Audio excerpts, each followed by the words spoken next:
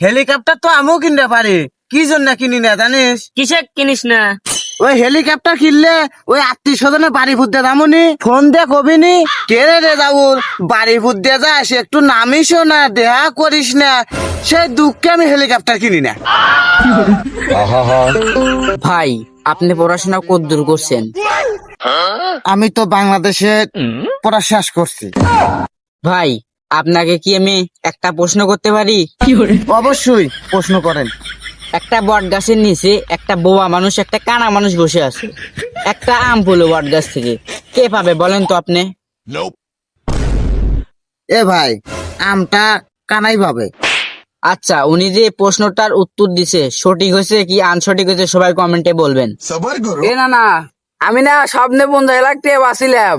তা নাতি ওইটা কি করলো? না না, ঘুম থেকে উঠে দেখি সেটা নাই কে। ইস রে, 50 লাখ টাকা!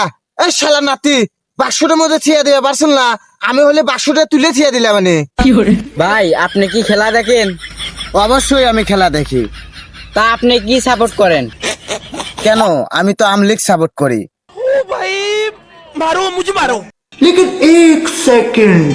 আব্বা কি কইস গেদা? আমি মুইতে আসি। তোর কাম দেখলে মত আসে না, তাড়াতাড়ি মুইতে আসিস যা। আচ্ছা গেলাম। সন্ধ্যাবেলা বেগুন খেতে করতে গেলাম চুরি, অমনি আমার বেগুন আলা আটটা নিল ফেরে।